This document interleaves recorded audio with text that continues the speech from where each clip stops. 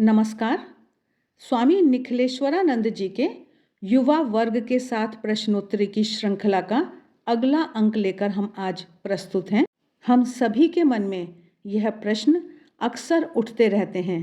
यह हमारा सौभाग्य है कि आज हम इन प्रश्नों का उत्तर स्वामी निखिलेश्वरानंद जी से सुनने जा रहे हैं। पहला प्रश्न चंपावत जीआईसी के एक छात्र द्वारा पूछा गया कि मन में बुरे भावों के उदित होने पर क्या करना चाहिए। आइए स्वामी निखिलेश्वरानंद जी से इस प्रश्न का उत्तर सुनते हैं। महाराज कह रहे हैं, मन में बुरे भावों के आने पर अशांत न हो, क्योंकि यह मन का स्वभाव है। जब तक हम लोगों का मन शुद्ध नहीं होता, तब तक यदा कदा मन में बुरे विचार आते ही रहेंगे। ऐसी परिस्थिति में सर्वोत्तम उपाय यह है कि हम ऐसे विचारों को महत्व ना दें। इसके साथ ही ध्यान, प्रार्थना और जप तथा सद्ग्रंथों के अध्ययन के द्वारा मन को शुद्ध करने का प्रयास करें। पूर्व की ओर जाने पर पश्चिम स्वतः पीछे छूट जाएगा। अगर तुम बुरे विचारों पर ध्यान दोगे तो वे तुम पर हावी हो जाएंगे। एक आदमी एक साधु के पास गया और उसने उनसे वह तरीका बताने की प्रार्थना की जिससे भूत प्रेतों को वशीभूत किया जा सके। महात्मा ने उसे इसमें नहीं पड़ने की सलाह दी, लेकिन उस आदमी ने एक न सुनी।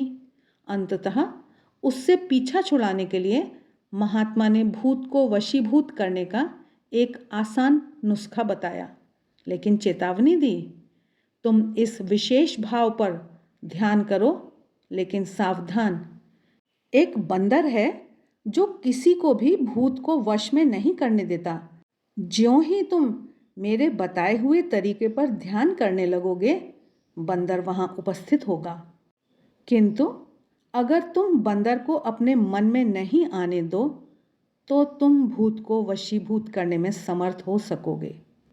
वह आदमी घर लौटा और महात्मा द्वारा बताए हुए तरीके से ध्यान करने लगा।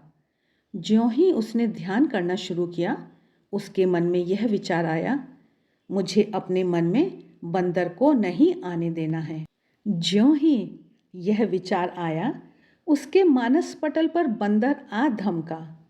अतः अगर तुम यह सोचो कि बंदर भाव नहीं आए, तो बंदर भाव निरंतर आ ही जाएगा।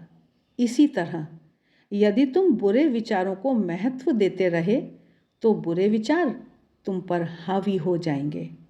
आपात परिस्थिति में दूसरा आसान तरीका यह है कि जब तक बुरे विचार चले नहीं जाते, तब तक अपने किसी प्रिय पवित्र व्यक्ति के चित्र पर एकटक लगातार निहारते रहो। अनेक व्यक्तियों द्वारा इसका सफलतापूर्वक प्रयोग किया गया है। अधिक विस्तृत जानकारी के लिए अद्वैत आश्रम कलकत्ता द्वारा प्रकाशित मन और उसका निग्रह नामक पुस्तक पढ़ो।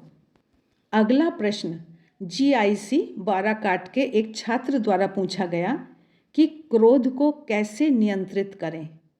स्वामी निखिलेश्वरानंद जी उत्तर देते हुए बता रहे हैं कि इस बात का विश्लेषण करने का प्रयास करो कि तुम क्यों क्रोधित हो जाते हो। यदि तुम पिछले महीने के उन अवसरों की सूची बनाओ जिनमें तुम क्रोधित हो गए थे, तो तुम पाओगे कि तुम्हारे क्रोधित होने का मुख्य कारण यह था कि कुछ चीज़ तुम्हारे मन के अनुरूप नहीं हो सकी। इसलिए यदि हम यह स्मरण रखें कि इस संसार में प्रत्येक वस्तु सदैव हमारे मन के अनुकूल नहीं होगी और नहीं हो सकती, तब उत्तेजना और चिड़चिड़ाहट कम होगी। इसके अतिरिक्त हम प्रातःकाल ही ब्रह्मवेला में अपने मन को पवित्र भावों और विचारों से भर लें, और यदि हमारा चित्त स्वच्छ एवं प्रशांत है, तो कोई भी बाह्य परिस्थिति हमें अशांत और विक्षुब्ध नहीं कर सकती। परंतु यदि मन तनावों से भरा है, तो एक मामूली सी गड़बड़ी भी हमें उद्विग्न कर देगी। इसलिए अच्छा साहित्य अध्ययन, ध्यान और प्रार्थना के द्वारा अपने चित्त को शांत और निर्मल रखने की चेष्टा करो। पिछले महीने अपने क्रोधित होने वाले अवसरों के मुनाफे और घाटे का लेखा तैयार करो। यदि तुम याद करो कि क्रोधित होने और दूसरों को सुधारने के लिए क्रोध प्रदर्शन में अंतर है, तब तुम पाओगे कि क्रोध से केवल घाटा होता है। जब तुम्हारे मन में क्रोध की तरंग उठ रही हो, उस समय के परिणामों को याद करने की कोशिश करो। पतंजलि ने अपने योग सूत्र में कहा है, वितर्क बाधने प्रतिपक्ष भावनम, अर्थात वितर्क यानी योग के विरोधी भाव उपस्थित होने पर उनके प्रतिपक्षी विचारों का बारंबार चिंतन करना चाहिए। स्वामी विवेकानंद ने इस सूत्र की व्याख्या करते हुए कहा है, जब मन में क्रोध की एक बड़ी तरंग आती है तब उसे कैसे वश में लाया जाए? उसके विपरीत एक तरंग उठाकर उस समय प्रेम की बात मन में लाओ। कभी कभी ऐसा होता है कि पत्नी अपने पति पर खूब क्रोधित हो जाती है। उसी समय उसका बच्चा वहां आ जाता है और वह उसे गोद में उठाकर चूम लेती है। इससे उसके मन में बच्चे के प्रति प्रेम रूप तरंग उठने लगती है और वह पहले की तरंग को दबा देती है। एक उपाय यह है कि ज्यों ही तुम्हें लगे कि क्रोध की तरंग आ रही है, त्यों ही किसी ऐसे पवित्र मंत्र का जिसमें तुम्हें श्रद्धा हो 10 बार जप करने की चेष्टा करो। निखिलेश्वरानंद जी आगे एक उदाहरण देते हुए सुना रहे हैं कि एक लड़की हमारे एक केंद्र में नियमित रूप से आया करती थी। वह हमारे संघ के अध्यक्ष महाराज से, जो उन दिनों वहां आए हुए थे, मंत्र दीक्षा लेना चाहती थी, किंतु उसकी माँ ने उसके इस प्रस्ताव का विरोध किया। वह लड़की हमारे एक साधु के पास आई और रोना शुरू किया। साधु ने उसे अपनी माँ को आश्रम ले आने को कहा। उसकी माँ के आने के बाद साधु ने उसकी माँ के मन में उपजे संदेहों को, जिसके कारण वह आज्ञा देने में इनकार कर रही थी, दूर किया। साधु से बातचीत के उपरांत वह संतुष्ट हुई और उसने अपनी पुत्री को दीक्षा लेने की अनुमति दी। 1 वर्ष बाद हमारे पूजनीय प्रेसिडेंट महाराज फिर उसी केंद्र में पधारे। एक बार सुबह उस लड़की की माँ उन्हीं साधु के पास आई और पूछा, मुझे ज्ञात हुआ है कि श्रद्धेय प्रेसिडेंट महाराज आ रहे हैं, क्या वे इस बार दीक्षा देंगे? साधु ने उत्तर दिया, हाँ, लेकिन यह प्रश्न क्यों पूछ रही हैं? माँ ने कहा, मैं दीक्षा लेना चाहती हूँ और चाहती हूँ कि मेरी अन्य 3 पुत्रियाँ भी दीक्षा लें। साधु चकित हो गए। उन्होंने पूछा, पिछली बार आपने अपनी पुत्री की दीक्षा लेने का विरोध किया था और अब आप स्वयं दीक्षा लेना चाहती हैं, क्या बात है? माँ ने उत्तर दिया, बात यह है कि मेरी बड़ी बेटी जिसने दीक्षा ली बहुत भली थी।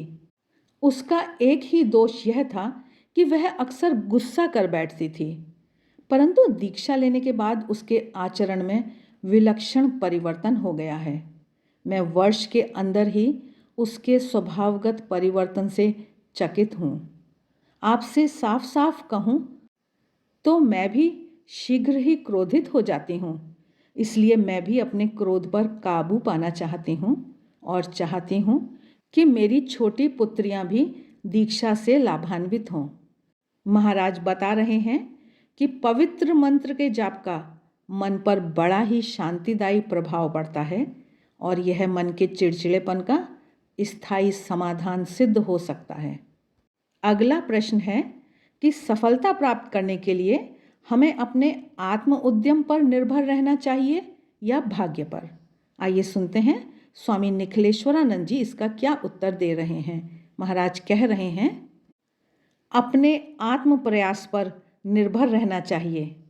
आप परीक्षा में उत्तीर्ण होंगे या नहीं, इसके लिए किसी ज्योतिषी के पास नहीं जाइए।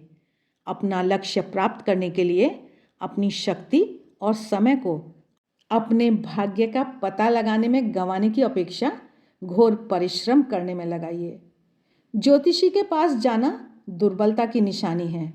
हम ज्योतिष शास्त्र या हस्तरेखा शास्त्र को नकारते नहीं हैं, किंतु भविष्यवक्ता जानने में समय नष्ट करने से क्या लाभ है। एक प्रसिद्ध कहावत है, खुद ही को कर बुलंद इतना कि हर तकदीर के पहले खुदा बंदे से खुद पूछे, बता तेरी रज़ा क्या है। अपने आप को इतना सुदृढ़ कर लो कि तुम्हारा भाग्य लिखने के पहले ईश्वर तुमसे स्वयं पूछें कि बता तेरी इच्छा क्या है। भाग्य जैसी भी कोई चीज़ है, हम इसे अस्वीकार नहीं करते, किंतु इस भाग्य का निर्माता कौन है? वेदांत की दृष्टि से हम स्वयं अपने भाग्य के निर्माता हैं। हमारा वर्तमान भाग्य हमारे पूर्व के कर्मों द्वारा निर्धारित हुआ है। यह सिद्ध करता है कि हमारा भावी भाग्य हमारे वर्तमान आत्म उद्यम पर निर्भर करेगा। इसलिए भाग्य जानने में अपनी शक्ति और समय गंवाने की अपेक्षा अपने आत्म उद्यम के द्वारा अपने भाग्य को सुधारने के लिए हमें अपनी समस्त ऊर्जाओं को एकाग्र करना चाहिए। आशा है इतने गूढ़ प्रश्नों के इतनी सरल भाषा में दिए गए उत्तर हम सभी के लिए लाभदायक सिद्ध होंगे। श्रद्धा व भक्ति से हम इन्हें अपने जीवन में अपनाने का प्रयास करेंगे और खुद भी शांति पाएंगे और अपने आसपास के लोगों को भी शांति प्रदान करेंगे। वीडियो अच्छे लगते हैं तो लाइक का बटन ज़रूर दबाएं, कमेंट बॉक्स में कमेंट करके बताएं।